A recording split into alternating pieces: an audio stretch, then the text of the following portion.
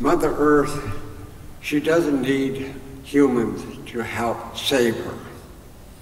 You know, we are all tied together with an old paradigm that we must get rid of, we feel. And that is victim, perpetrator, and savior. And we're trying to play savior. We're going to save this part of Mother Earth. But we're not. Mother Earth has survived for billions of years. She's going to survive for billions more.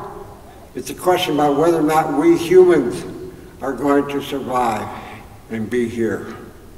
And we have very little time left. The elders say that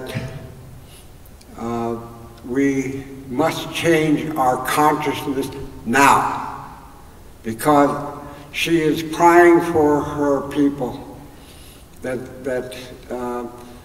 not to punish us, but because she has to heal, she is going to intensify what you see today. The fires, the floods, the droughts, the earthquakes, you know, all these things that are happening on Mother Earth now. It's because of the way that we have treated her, that she has to come to cleanse herself.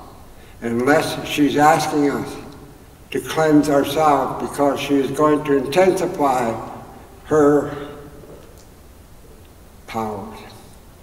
She's going to intensify it, and it's going to be in a short time.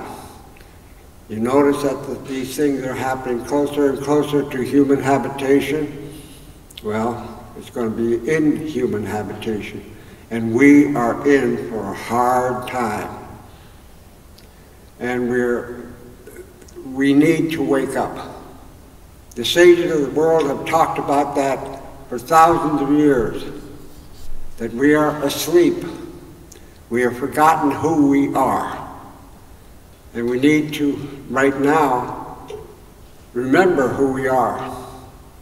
And we are here on Mother Earth by choice at this time. All of you. We need everyone to participate in our healing. You know, it's that if we don't do that, we're done for. Now, I am Kuuyux. I'm going to be the last Kuuyux. We're not going to pass along this tradition. I'm going to be the last Kuuyux because, one, we either wake up and we're going to move to a different level of consciousness, and in that case we don't need a new Kuuyux anymore, or we're gone. Either way, a new Kuuyux is not needed. Same thing, you know, you heard Chief Arbor Looking Horse talk about that. He may be the last sacred pipe carrier. Now, I don't know if you know that when we say sacred land, we mean something that cannot be explained in words. And the Black Hills are sacred. It is the heart of Mother Earth. And they are the protectors.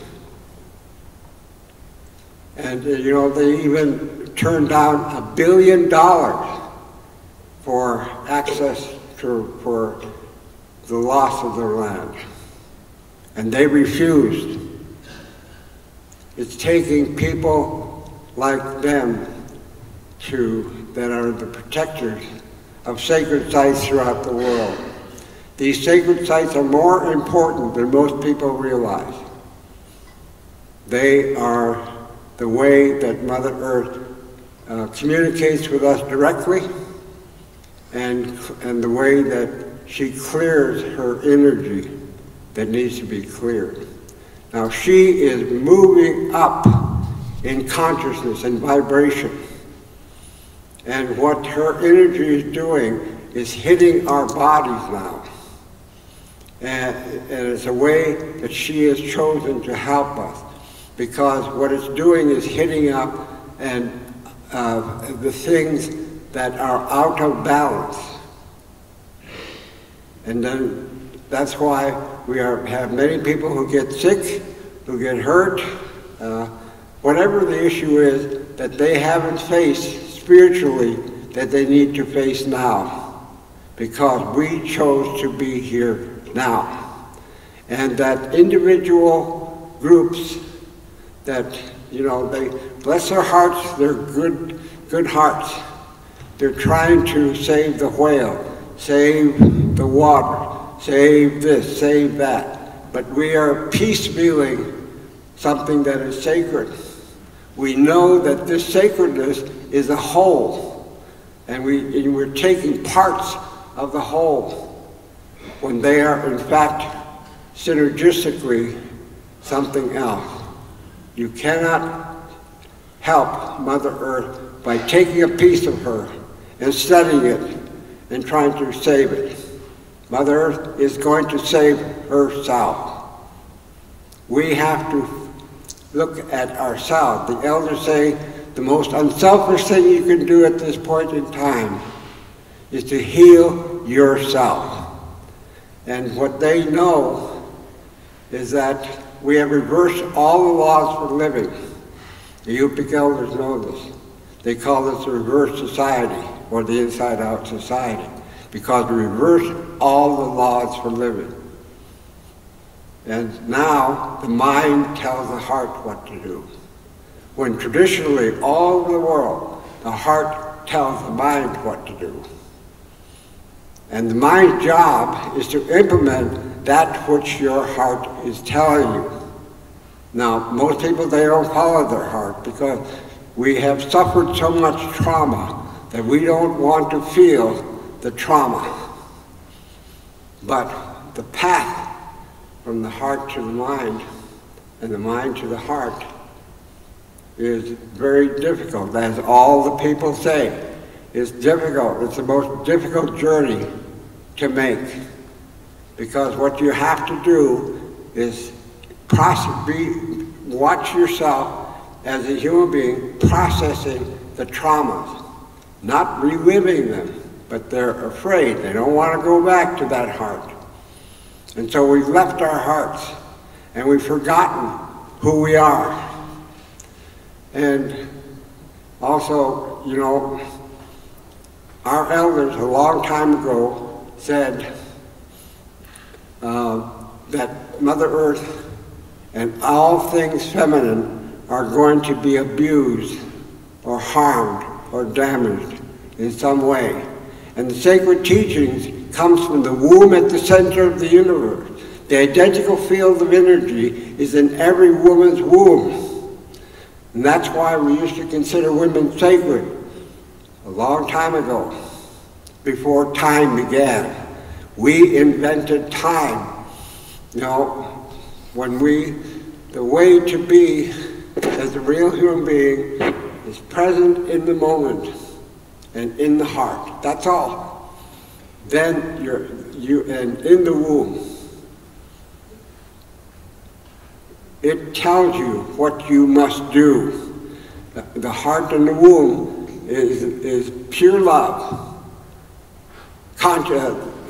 patience,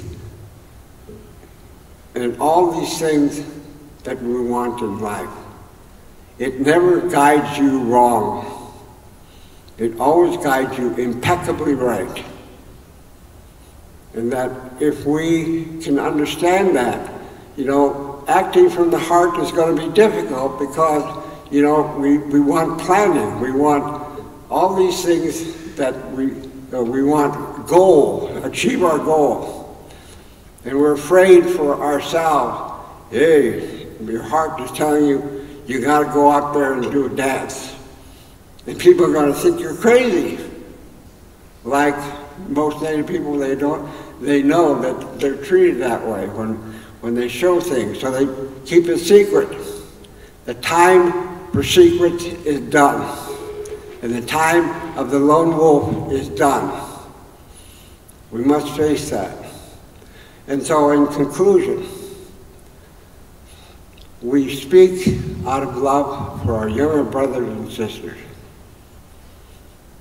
We call yourself younger only because you're still asleep. out of love and in prayer, that we heal ourselves, not try to save Mother Earth. We must focus on ourselves, and that when we do that, we will know who we are. And we want to ask for your forgiveness as Indigenous people for tying ourselves into this victim, perpetrator, and savior. We played the role in that too, like you have.